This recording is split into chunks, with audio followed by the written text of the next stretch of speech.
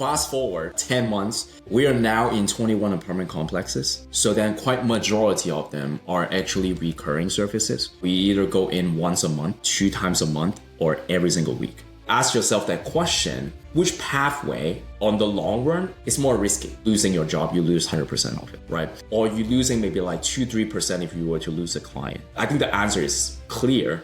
Welcome back to the Franchise Champion Show. If you're sitting in a corporate seat right now, looking over your shoulder for the next round of restructuring or worrying if AI is going to make your role obsolete, this episode is your blueprint out. Today, I'm talking with Stephen Tsang. Stephen is a former corporate operator who survived 5 rounds of restructuring before realizing he needed to take control of his own destiny.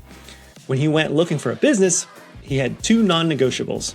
It had to be recession-proof and disruption-proof. He found it in Pest Master. But here's the key. Stephen isn't the one spraying for bugs. He hired a general manager from day one, focused entirely on high-value government and B2B contracts, and in just 10 months, he's already hitting the $15,000 mark in monthly recurring revenue. We're going to break down exactly how he validated the model, why he chose boring services over flashy trends, and how he's building a semi-absentee asset that buys back his time. Welcome to the show, Stephen. Yes, sir, Alan. Great to be here. I'm so excited to have you on. So first of all, tell us about your background and how you got into franchising. Well, so I was actually, right after I got out of college, I was pretty much kind of stumbled into the solar industry. So then I did that for about 10, 13 years. So we're actually small business. We have about 30 employees and actually 50 employees at one point. But the thing is end up we needed to switch the value, what we do and stuff like that. And then end up we had kind of having to lay off quite a lot of people. And long story short, the company that I was with got bought out by a multi-billion-dollar company. And I got in, kind of worked there for another 2 years-ish and thinking that wasn't for me. And so long story short, my wife and I started to doing some research and all that, and then end up got into pest control. So yeah. I mean, that's quite a journey to go from, working in the corporate world to going into pest control. So, tell me about this tipping point of, where you decided hey, I'm leaving. This isn't right for me. Where you thought that, that pain of staying, what was the event where the pain of staying finally outweighed that fear of leaving? Well, I mean, I left was kind of almost a 50-50, right? I didn't really want to stay in that environment for long. I'm more a small business guy. When things happens and all that, everybody kind of jumps and be hey, let's figure that out. Yeah. I didn't quite get that after the acquisition. And so but the thing is they pays me well. I stick around for that period of time. And of course, in the meantime, there are all those integrations and all that is going on. And then also there were a couple rounds of restructuring as well until my round, right? And so when that time really happens, I was literally jump for joy and it's finally, and my previous boss was pretty much hey, Stephen, you hit the jackpot, So, and so my wife and I kind of celebrated it a little bit. I had my little kind of bookkeeping / accounting services on the side already. And the next day waking up, I kind of have to ask myself okay, so what's next? And I then end up decided to okay, let's turn my part-time into full-time. So then pretty much provide a lot of the, small to medium-sized business, bookkeeping, accounting, back office type of service. So then I've done that for about 3 years. And then of course, all of a sudden, all this AI talks and all that started to pop up. And who knows how long bookkeeping or back accounting, back office and all that to a point where they might not need human being to do that anymore. And so and in the meantime, also start seeing quite a lot of those, AI bookkeeping or accounting type of business started to pop up as well. And so knowing that something is going to change, I have to do some research. So I have to start looking into some boring business and all that. In fact, I actually want to purchase, business from retirees and all that we can kind of talk about that later on. But that's pretty much what I've kind of start to looking into some of the things. I also have some clients that would like consistently buying business and all that as well. So, that's pretty much it. Yeah. Yeah. So tell me more about that. That's an interesting thing because a lot of people are in that same space where they're hearing all the benefits of owning a business and, all these people retiring and, businesses, potentially being available for sale and just buying one of those existing businesses. So tell me about that path. How far along that path did you go? What did you find? What did you experience? And, how did you end up deciding to go the franchise route? Yeah. So I started looking into like the Biz by Sale and all that of the world. And of course, there are a whole bunch of ads and all that popping up. And at first, I was like, okay, what type of business and all that should I be looking into? It's like, okay, less AI disruption. And also in the meantime, I kind of also wanted to be like semi-recession-proof as well. And so I have some sort of like the type of business and all that I want to look into. And then of course, part of it is pest control.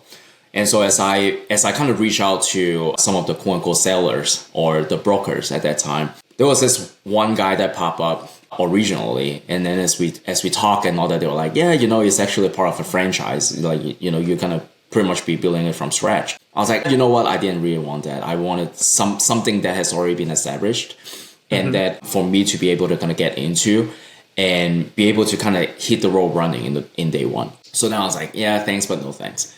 So then I keep searching. So the second guy that popped up, I don't know whatever happened. Like somehow me and him just kind of clicked, kind of have that relationship and all that almost from day one. And then so like he told me more about like franchising and all that, the benefits of it. And then I was like, you know what? There's nothing for me to lose if I were to just kind of like talk to him more. I'm not paying him anything right now. Why not just kind of like do more research and all that? I didn't have to say no at the end. I don't necessarily have to say yes at the end of the day.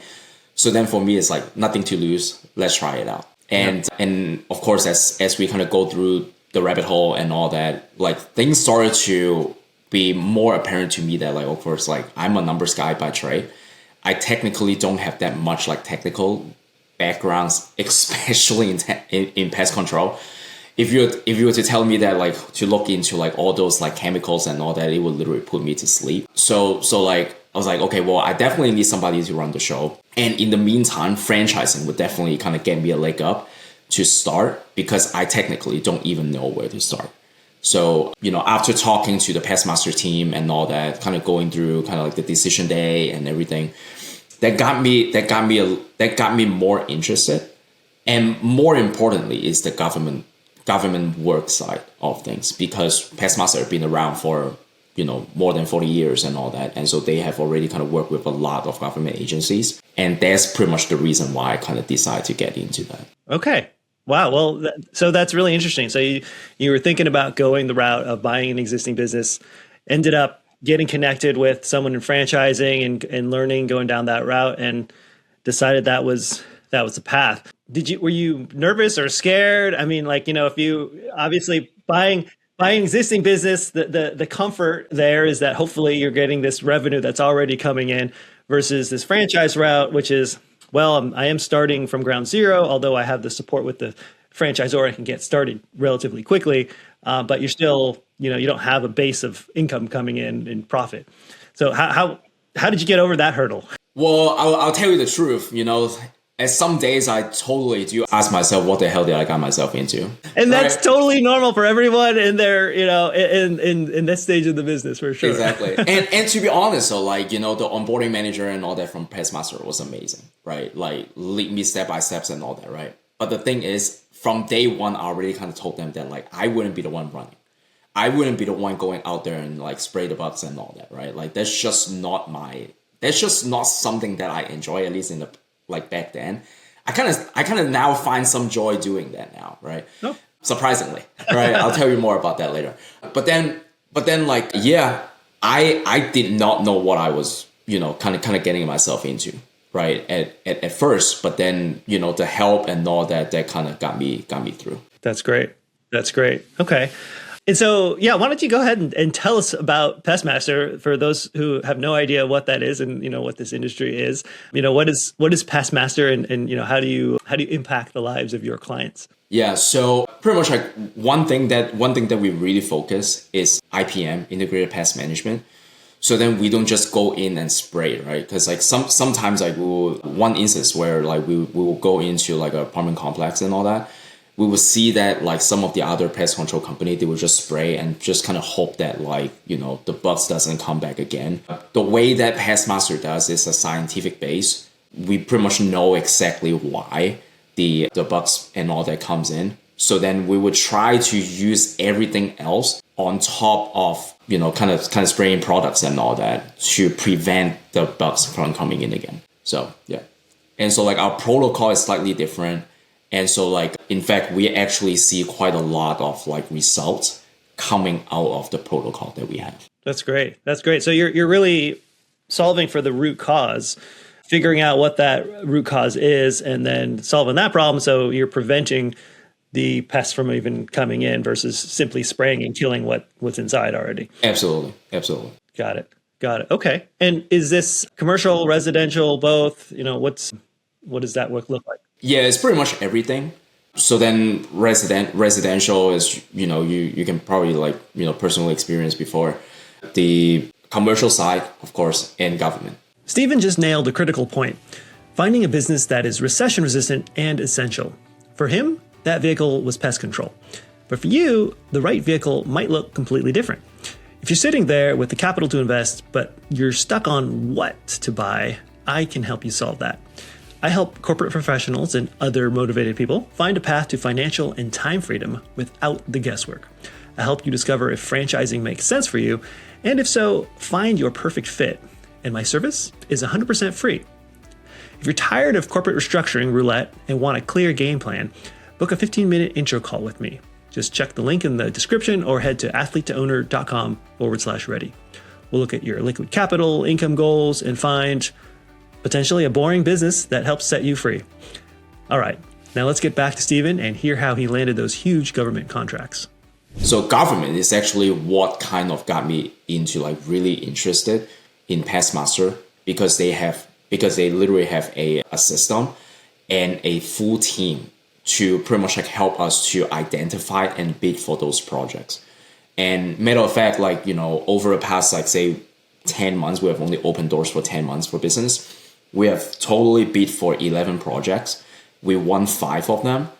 And then 2, and then like one of them, we're pretty much like waiting for result right now. Even though I know that like the chance of us getting might be pretty minimal. But the thing is like, hey, sometimes it's like, if you don't bid on it, you're not going to at least get, you're not going to be able to hit a home run. So, you have to put yourself out there and try for sure. Correct.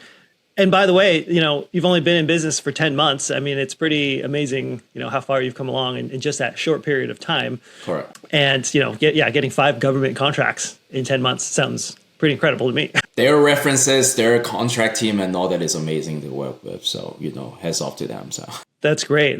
So the home office is the one who provided you with the support to be able to land those contracts. Is that correct? Correct. I mean, like at the end of the day, like us as franchisee, we'll still kind of need to calculate like our margins, our, how much we want to bid on, kind of put together like the overall like package and all that. And so, and of course, at the end of the day, we'll still kind of have to be the one be on the site taking care of the clients and all that, right? So, but the thing is, on the franchise side, they pretty much provides everything. Granted that like us, the new boys coming into town, like we're not gonna have any type of like references whatsoever. They will actually be able to provide us with the appropriate references for us to be able to bid for a certain type of projects. That's one of the things that I love about franchising in something specific like this, where a lot of the times it's, if you have an independent business and you're, trying to get leads, it's all 100% up to you.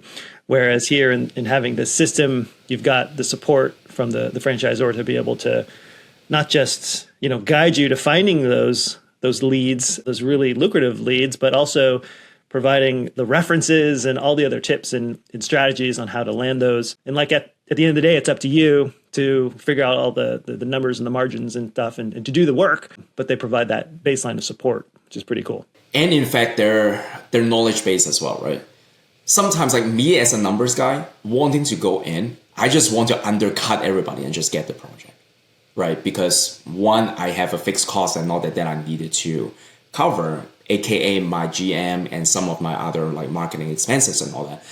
But the thing is, like, as I was talking to, say, like the contract manager, shout out to Brian. So like every single time when I like about to bid for a project, I will have a lengthy conversation with him. Like, what are some of the things that like we might not be even thinking about, right? So like there's been constants where there's been instances where he will literally be like, hey, for this type of project, I would not be bidding under, say, like 100,000 and all that. And here's the reason why. These type of agency and all that, they sometimes can be a pain in the butt to work with. So like in order for you to kind of get in and be lucrative, I wouldn't suggest you to bid under a certain amount. Right. So then he would then be able to kind of let me know some of the do's and don'ts for us to even consider right before we kind of getting into bidding the project. So yeah, that's great. That's fantastic. I mean, you're able to get that kind of support for individual, contracts, getting that kind of advice. Fantastic. So you're a numbers guy and, you end up in this pest control business. Tell me what that was like, for you, like getting started and, like with this GM, like how did you find this GM? Did they help you find it? Did you find it on your own? How'd that work? So I would say that was more like a, answered prayer really, because we have been talking about like, hey, we need to get you somebody to be able to kind of put their license on the business. Obviously, I wouldn't be able to kind of go out and get like, get the hours that I need because I still have a family to feed and all that. I wouldn't be able to kind of sit on a truck in order to go out and do truck rolls in order to get my experience and also be able to take the exam and all that too, right? So you needed to have a license, a specific license to be an operator in the state of Texas specifically. Correct. Okay. So then we need what we call a CA license, certified applicator license. And so like, in order for us to like open shops and all that, we need somebody to be willing to put their license on our business, right? So then for months, I actually signed the franchising agreement sometime in December of 2024. But the thing is like, there are a lot of like onboarding stuff that we need to do, right? So then getting a CA license is part of it, right? And so for about like a couple of weeks, I have no luck. And to a point where like I start questioning myself. It's like, what the heck did I got myself into? And then I start looking. And so like on the franchise side, they were able to kind of provide me with like one or two contact and be like, hey, you might actually be able to reach out to those people and see if somebody would be willing to, one, either rent the license and all that, or two, better yet, they might be willing to kind of join your team and stuff like that, right? And so I started reaching out, I think, beginning of 2025. No luck whatsoever. They were like, hey, we don't have anybody in like Texas and all that. So it was like, no luck, but then we'll reach back out to you later on. I kid you not, one day before Chinese New Year, right? My wife got everything prepared and all that. All of a sudden, that guy was like, hey, I think I got someone for you. It's a young guy. He has a CA license. Would you want to talk to him? I was like, sure, I got nothing to lose. So then I reached out to Zach, who is now my GM. Amazing dude, have a whole bunch of experience. And I talked to him over the phone. Within 5 minutes, somehow I got that feeling that like he's the guy. Okay. Yeah. And so that was Chinese New Year. I literally asked my wife, I was like, hey, I think I found my GM. Can I excuse myself from the family dinner tonight to meet with him in person and try my luck? And then, of course, like my wife wasn't thrilled about it. But then it's like, hey, now you find your GM after like a couple of weeks and all that. Why not like go, right? Yeah. And so the rest was history, right? So we went out for dinner. And then halfway through the dinner, I was like, you know what? I think I can work with you. He was like, I think I can work with you too. And then the second half of it was already talking about like compensation. So got it. That's fantastic. That's great. So, okay. So his name's Zach. Sounds like, is that right? So who specifically connected you with Zach? Was it the franchisor or? No. So a franchisor connected us with like a continuing education type of like institution. And then that institution somehow have a connection with Zach's father, who is also a veteran within the pest control space.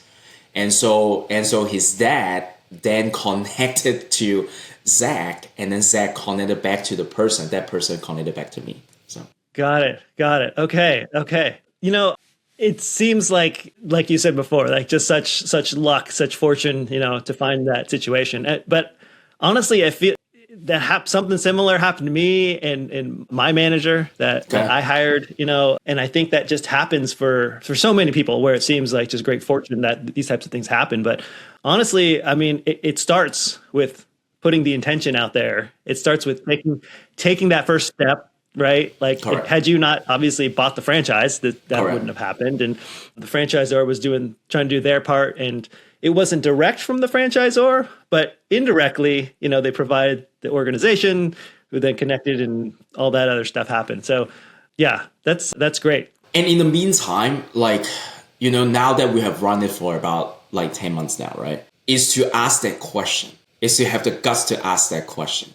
I remember now looking back 10 months ago when Zach and I were driving around, maybe go grab lunch or whatever, right? We start asking that question, how did we get into those apartment complexes? Yeah. And then now I started to be how do we get into more of those restaurants? How do we get into all those industrial space and all that? That kind of get our brain started to kind of cranked it up a little bit, so then we will be a little bit more open into more of those opportunities out there. Yeah. Okay, so we'll pause right there because you said exactly one of the things that I personally love, which is how you ask the right question to solve a problem or to achieve your goals. And one of those things that these 8 principles of high performance for me, one of the things is creative problem solving, and the mindset is, how can I? Correct. That's the question you ask. And that's the exact same way you just stated that right now, which is, how can we get into these apartment complexes? How can we, get this contract? How can we, whatever? And that's the right mindset that you need. To be a high achiever is you're thinking about, you're posing it in your brain already, in that it's something that is achievable. And it's just a matter of, what path do you take? What action steps do you take to get there? Exactly. Versus some people that are more like, I can't because, where they start the excuses, or they're looking for, I know this is a franchise and they're providing the systems and support and all that stuff, but they're not going to have all of the answers for you for everything. And so you can't necessarily wait for that. You really have to have that exact mindset of assuming it's possible and just really focusing on how to make it work. Correct. Well, and in the meantime, it's the people too, right? I mean, people along the way, over the past say 10 months and all that, I've made so much new relationship, and so again, I'm totally brand new, right? Do I have any experience or any type of network and all that within the apartment space? Absolutely not.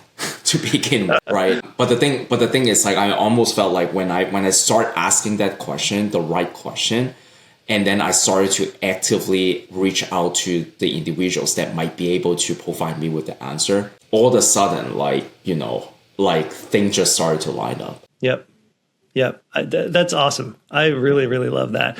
Putting your intentions out into the world, and you're making it happen. And that's the funny thing, is that it looks like luck for most people. It looks like luck, but what it is it's just that opportunity meeting preparedness, right? And putting that intention out into the world. That's fantastic. So, okay. So 10 months ago, you were in the truck, you're driving around trying to figure out how the heck you're going to make this all work, what you're going to do. And here you're at today, your business is still under a year old. What does it look like today? And, how are you spending your time in the business and outside the business? Yeah. So fast forward 10 months, we are now in 21 apartment complexes. So then quite majority of them are actually recurring services. So then by recurring, we mean, we either go in once a month, we either go in 2 times a month, or every single week. Okay. And so we would have our technician to go there periodically. So for most of the apartments, they will normally give us a list of hey, these are a couple of units and all that have these type of issues and all that. Will you guys be able to go fix it? And in the meantime, we'll also do proactive prevention as well, right? And so that's pretty much what we do on the recurring side. Mm-hmm. And so like, and on top of it, we got a couple like the daycare, the nurseries and all that. So like those are kind of like the ones that like we also kind of, kind of really trying to get into. Of course, restaurants would be another ones, the industrial space and all that have kind of mentioned to you as well. So then I start like, kind of switch gear my questions into asking those now. It's like, okay, well, how do I get into those? How do I get into those? How do I get into those? And now I started to like reach out to more of those like individuals, kind of fellow business owners and all that who service the same type of people and be like, hey, can I come grab lunch with you? And so that I can pick your brains as to like, how will you guys be able to kind of get into those spaces and all that? And better yet, is it possible if you can make an introduction, right? Stuff like that.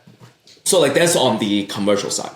So on the government side, we have also kind of mentioned to you that like, we bid for 11, we got 5 so far. And in fact, one of the ones that was like, we actually lost the contract up front. And then because like all of those like bids and all that was actually public information, we were able to kind of get in and see like who actually won. And so as we were looking into the numbers and all that, we're like, hey, we actually were the lowest bidder. So like especially for pest control, if it's like lowest bidder, you technically get like the first foot into the door.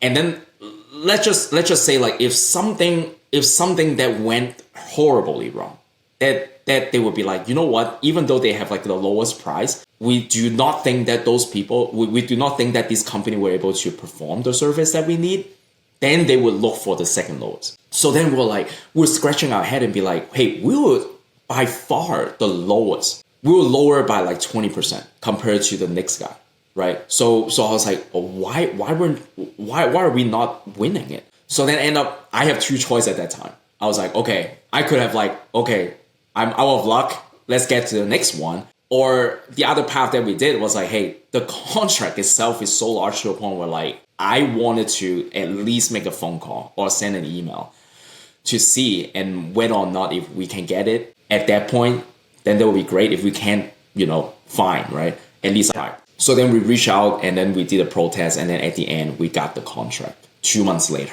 So, oh my gosh. So like January, is of course it's a new month for us, but like it's also our first month serving that county right here. Okay. So then that was great. And then of course in the meantime, we also serve the residential as well. And that is something that we're trying to grow right now. Yeah.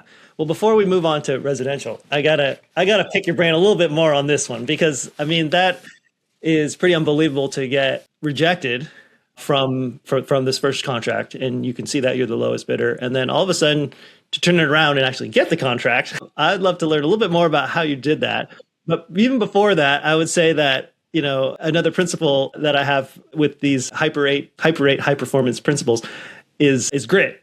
And, getting knocked down like that and to get back up and then to try to learn what happened and figure it out, find out that why, and then you were able to secure the contract. So how did that happen? So like right before they gave us the final who won the contract, right? We already know how everybody bids on it. So then we automatically know that we are the lowest bidder. So then we've been trying to like talk to people and be like, hey, we are about to win this contract. We're like 90% winning it. And so we started to kind of get everything aligned already, even with our new hire at that time. And so like at the end, of course, like when we got the result, we were like, what the heck is going on? Right. And then we're like, and then I was like, you know what? Like at the minimum, I need to make a phone call, right? To call the county. So then I called them and be like, hey, by the way, it was so clear that we were the lowest bidder by far. So I was like, hey, first of all, it doesn't make sense for us to lose it. At the minimum, can you let me know the reason behind of us losing it, right? And so like the lady was like, okay, cool. What was the bid number and all that. So then she ended up did some research. Coming back, she was like, hey, it actually looks like there were actually 40 line items there, but you guys only bid for 37 of them. I was like, there's no way. There's absolutely no way, because we needed to enter in every single cell for us to be able to even submit it. It makes absolutely no sense. And so she was like, yeah, you guys put in 0, on the final 3. And I was like, oh, you know what happened? Because we know that for the first 37 of the items, we already include our price, everything, that we were able to cover the final 3. And so they're like, oh, really? That's what you did? And so I was like, okay, well, is it too late now? And so at first she was like, yeah, it's kind of too late now. We already got the contract. And so I was like, dang it, really? So she was like, yeah, like next year, next time when this contract comes along, go ahead and do like $1 or something. So I was like, okay. At least I told Zach, I was like, you know what? Like, we're out of luck. Next time when we do it, we'll put $1 in. It doesn't matter whether or not we're going to include it or not. We put $1. And so end up, like, again, like I told Brian on the contract team, again, I was like, dude, this is the situation. And so it's like, at the minimum, you need to let your other franchisee know. Like, learn from my mistakes, so then everybody else doesn't learn it, right? And so like, he was like, you know what? Have you thought about protesting? I was like, hell yes, I did, right? And so he was like, you know what? Let's go back, take a look and see whether or not if they have a formal process, or file a protest. And so I was like, okay. He went back, I went back and be like, there is not a official way of filing a protest. But then we know that there is a couple individuals that we can reach out to. So he dropped up an email, literally like a less than 50 character type of email. And then I copy and paste it in, send it out. And that's it. A month later, they got back, give us a call, letting us know that like, hey, you know what? They have actually made a mistake. The other guy that has previously won obviously wasn't thrilled about it. And then of course they were talking about potential lawsuits and stuff like that. But then like, they were like, we made a mistake. You guys were supposed to be the rightful winner of it. And then we're giving you guys a contract. So I was like, great. That's amazing. Wow. That is an amazing story. Yeah. I mean, just keep going at it, trying to understand where you went wrong. And it turns out you didn't do anything wrong. It was just that they misinterpreted the zeros as if you weren't bidding for those. So it was just like misunderstanding on their part. But by you going and getting the clarification, we're able to win the contract. That's exactly. Amazing. Yeah, it's a 3-year contract. So then it was like, oh my gosh, the phone calls and the emails and all that, it turns out to be one of the most, expensive phone calls that I've made, and the email that I've sent out so far. Wow, that's very cool. Okay, so let's go into just the residential side. It sounds like you've been mostly focused on kind of commercial and government. What are the plans for residential? Yeah, so we are, first of all, right now we're just a 3-man team, right? As with like all the growth and all that we have. Believe it or not, like I only have like one general manager who is also serving as my tech and my sales and my back end, like everything, right? And then me as like, consider myself as like a quarter time, not even part time. I'm more like a quarter time type of like business development guy. And then we also hired another full-time tech, right? Who would pretty much like go around like the apartment complexes, residentials and all that to kind of do the services. And so I'm currently working on implementing AI, in terms of like answering, reaching back out to the clients and stuff like that. Because sometimes, like, as a small team like us, when you miss out on a phone call, you miss out on opportunity, right? And so we have actually experienced that quite a lot. Because I can't blame Zach on it, because he's busy on the site dealing with the clients and all that. And then sometimes like he's not in the situations to pick up the phone. And so like we got quite a lot of like missed calls here and there, got like voicemails. And so like we're implementing that. So like hopefully before the busy season starts, we'll get it all dialed in. We're currently working with like Yelp as well. And Yelp is a pretty good resource for us to be able to kind of get a couple like leads and all that here and there. We're also on a couple print magazines and all that, although I'm not finding that much luck so far on the print side. And then we're also doing quite a lot of like networking events and all that. right? So then we're part of BNI, and then we're getting quite a lot of like referrals from here and there and all that, trying to grow that front as well. Last but not least, we're also kind of getting ourselves into some of the community events. So then we'll set up booths and all that to like talk to people, and then be able to get some leads and all that, and then be able to nurture it, and then end up hopefully being able to kind of serve them in the future. So yeah, that's great. Very cool. So it sounds like Pest Master has been great with support and getting you started and learning. I remember on the call we had before, you mentioned that you obviously had no idea about anything pest related, but No, now absolutely. what is your knowledge on pests for someone who knew nothing before? Well, I'll tell you that. Like, I guess like right now, I can do the damage to a point where like I can confident enough to be able to speak with a client in terms of like, okay, this is our protocol, and this is why we do things differently compared to all the other pest control companies out there, and this is why we're finding success on some of the things, right? So for instance, one of our client on the apartment side is that owner operator who owns about 7 apartment complexes around the DFW area. And so like when they reach out to us, I end up kind of having to like kind of sell him on the phone and all that, because somehow I just wasn't able to get Zach on the line, three way. So then I end up like, okay, well, I'm shit out of luck that like I need to be the sales at that time. But the thing is like, because previously I have actually went to the site with Zach to also kind of did a couple of those service calls with him. I already kind of have everything memorized as to like what to do and all that. And then of course like Zach will also be able to kind of like, you know, be our educator and my tutor for that as well. And then I was able to pretty much like walk the customer from A to Z. And then he signed up with us on like 3 apartment complexes, and then end up giving us another 4 more. And now we're also doing their corporate office as well. So like, and then like last weekend, just this past weekend, 2 days ago, I actually went out with the team to do a termite work at some apartment complexes and all that. So then we'll do the drill, you know, we'll do all that. So then at least for me, knowing that like, sure, even though I don't have to, you know, like physically be out on the site doing the work, at least I can visualize it. At least I can know the steps of it. So then I don't sound like I don't know anything on what we're about to do. So yeah, that's great. So you've learned exactly what you need to learn. What you need to know. Correct. To do your part in this business and to be able to get the sales. I mean, at the end of the day, you don't want to be the technician that's out there spraying bugs anyways, and you don't need to know all of that yourself. That's why you have people on the team that do that know that stuff, and also the franchisor. That's great.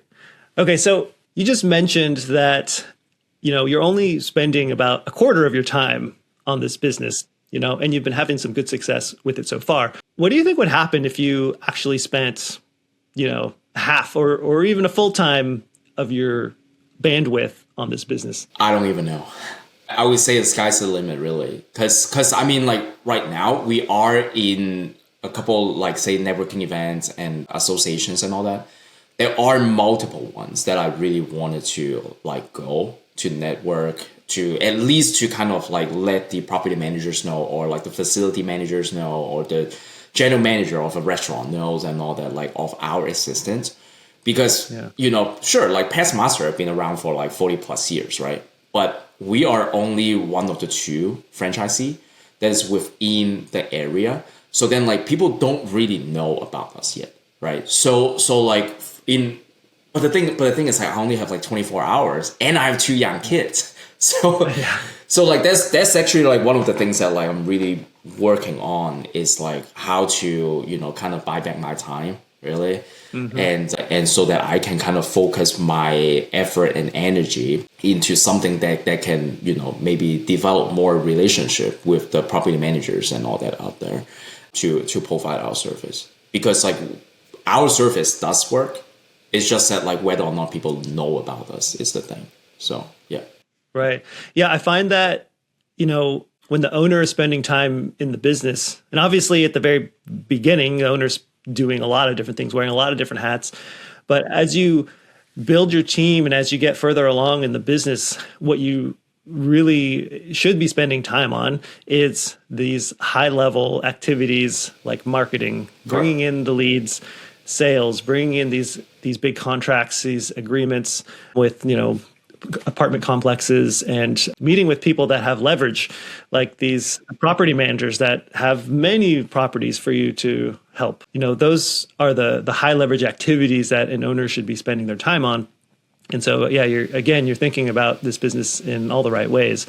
And I mean, what's nice is that you have this flexibility where you're able to grow it and spend only a portion of your time on it. And for those, or at any point, if you decide that you wanted to spend more time, and you could, and how, where to spend the time. Where to find and who to, what type of associations and all that to get into, correct? Yeah. Or, you even, obviously, your general manager is busy as it is, but, maybe that's even your next hire is someone who can help you on that side and do the networking and exactly all that other stuff. Yeah, our next hire is going to be another tech. So, we've got a lot of listeners here that are in their corporate jobs right now. They're in the similar situation as yours, as far as maybe they know this isn't the thing that's for them right now. Like they're in there, maybe they're making good money, but they're like, how do I get out? What's the purpose? Right. Exactly. It's like, how do I get out? I don't want to leave the money that I'm making right now, but I don't want to keep doing what I'm doing. Any tips for those people in that situation? You just gotta freaking jump, really.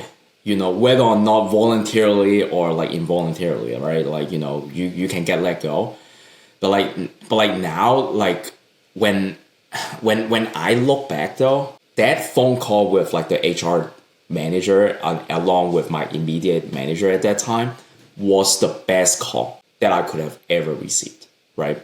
I was already super happy, that I know that I wouldn't want to stay there for a long time. And then finally they make the move rather than me making the move. So that part was great. And so and as you mentioned, back then I was getting paid a pretty nice salary and only doing probably maybe 20 hours worth of work, And so it was comfortable. But the thing is, do I like it? I don't, And now it's okay, well, if let's just say one client fire us, big deal. It's not like, well, put it that way. We wanted to provide the best customer service as possible. But the thing is, at the end of the day, can we really make everybody happy? It's impossible, right?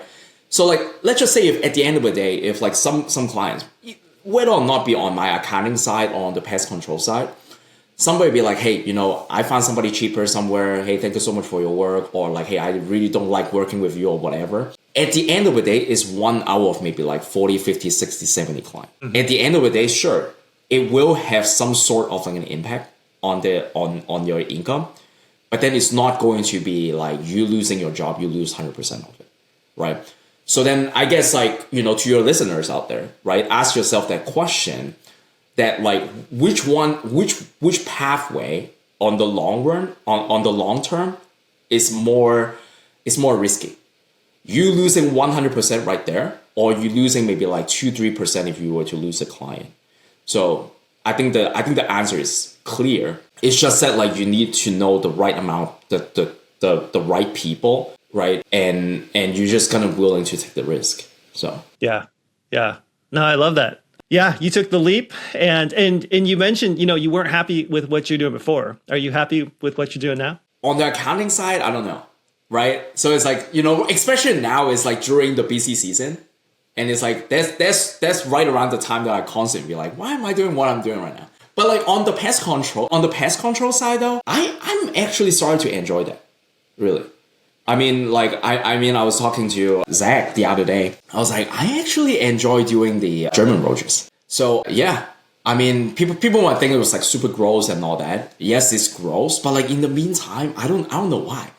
It might be because of where I was brought up and all that. I see roaches and all that everywhere. So to me, it's almost I'm kind of immuted, right, to that. But I actually enjoy what I'm doing right now. On for the most part. So yeah, that's great.